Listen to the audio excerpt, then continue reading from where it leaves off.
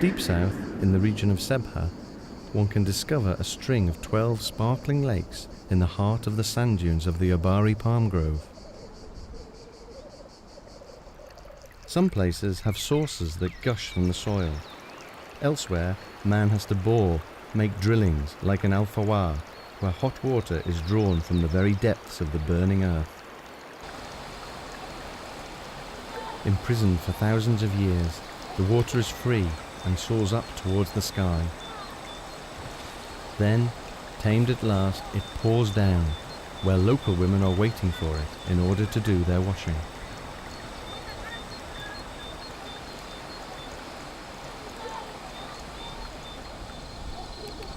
When night falls over the desert, coolness engulfs the overheated earth, and during the cold night, part of the water that evaporated during the day condenses into abundant dew.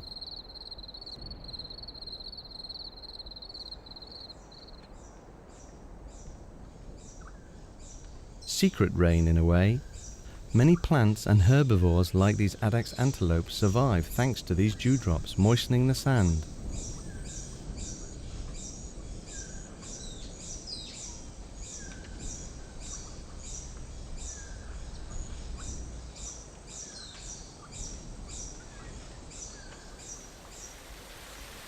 The rain, dew, or the water which was drawn with great effort from the earth is so precious that its protection and storage is a vital act for Saharan people. Renewing the water reserves is the first and most important daily act, to such a point that it becomes almost instinctive reflex from childhood onwards. The desert children must obey the implacable rules set out by the environment, but they nevertheless succeed in being joyful, while turning a chore into a moment of play and complicity.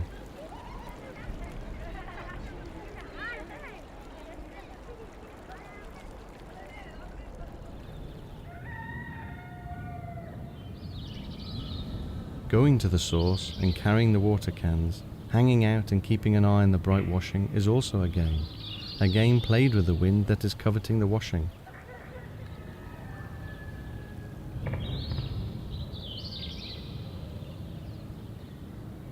The wind as a thief who the children throw stones at.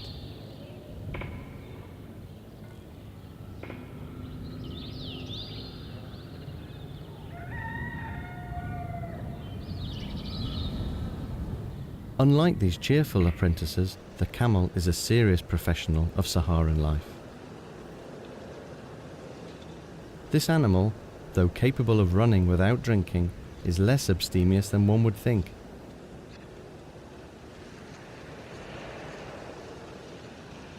It looks forward impatiently to the next watering place, and then swallows 130 litres of water in one single take to fill the 4 big pouches of its stomach.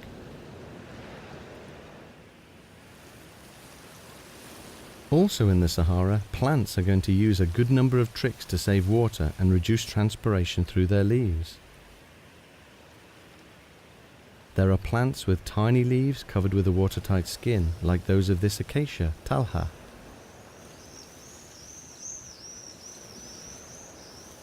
Or protected by other devices such as insulating hairy carpet-like leaves, opportunistic curling up leaves, hard leaves, or almost invisible leaves.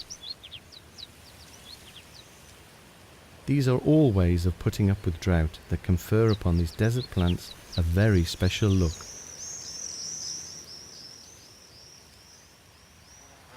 Around the available water there is mutual aid. In the shelter of the green tufts, seeds are germinating, and animals, small rodents and insects are settling down, benefiting from the shade and humidity. This same mutual aid is presiding over the distribution of irrigation water, even rainwater, as is the case in Tunisia, or in the mountains of the Qsors, where the water contained by low walls is pouring from Jesser to Jesser, thus bringing the whole riverbed under cultivation.